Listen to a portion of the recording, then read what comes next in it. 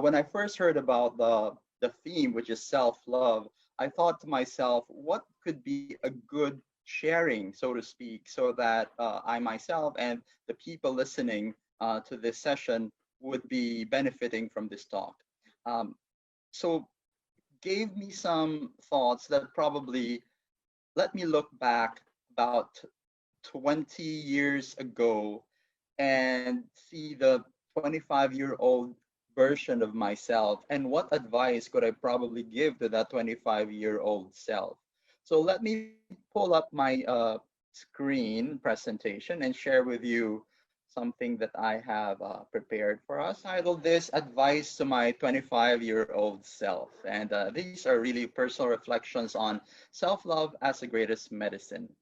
However, I also note that, you know, if you are a person that has known me for more than 25 years, you would see that the 25-year-old Eric is probably not the same as the current Eric that you're seeing.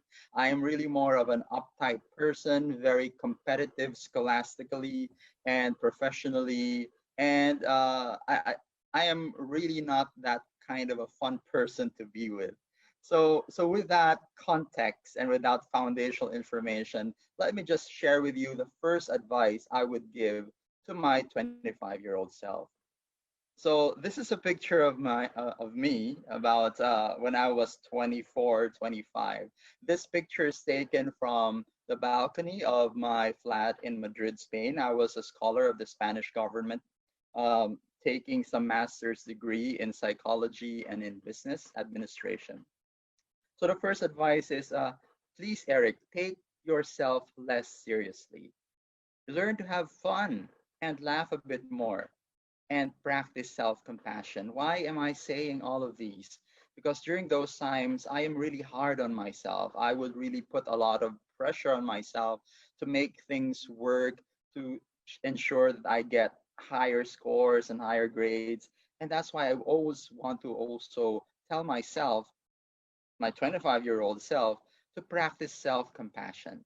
And I think that would have been a greater investment for myself, such that I would have become a better version of myself earlier than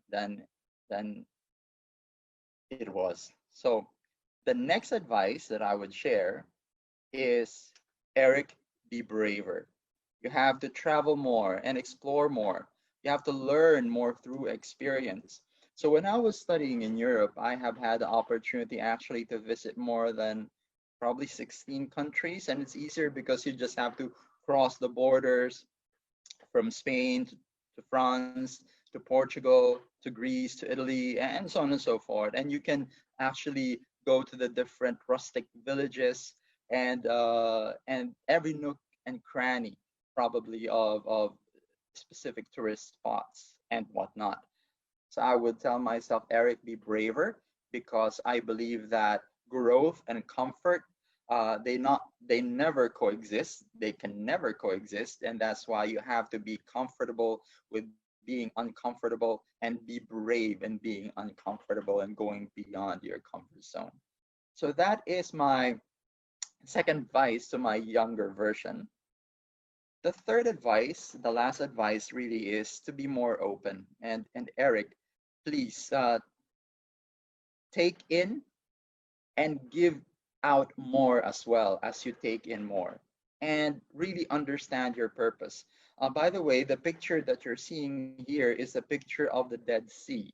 And what's peculiar about the Dead Sea is because it is actually contained. It does not have an inlet and it doesn't have an outlet. And that is why we call it Dead Sea, because it is dying. And pretty much like a person, if you don't open yourself up to things that would flow into you, and if you don't also give out and share and offer help, I think that's your recipe for death and earlier death. All of us are going to that direction anyway. But please don't expedite and don't accelerate the process by being self contained and self isolated. You have to be open.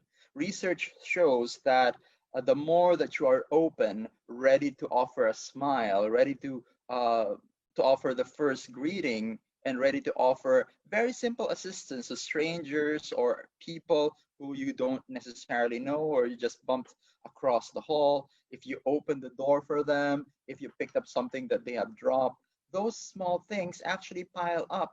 Uh, and last but not the least, as we talk about being open, let me close with this photograph. And photograph is a photo of Margaret Mead. She's an anthropologist, and uh, and this is her take on civilization. One of her students actually asked her, uh, "Ma'am, what is the earliest sign of civilization, or what is the earliest sign of humanity? Is it based on the pottery that they created? Is it based on the tools that they have made, whether that is stone or whatnot?" And then Margaret Mead responded, yes, those are good assumptions, pottery, weapons, but I believe that the earliest sign of humanity is a broken femur mended back together. And why is it so? Because that is the earliest sign that we have finally become human, differentiating us from our animal ancestors. And with that, I would just like to close that self love is not an end on itself. Self love has a purpose. We are loving ourselves because we want to love others in return. So be a blessing, and by that, we are all gonna be blessed as well. Have a great day, and thank you so much.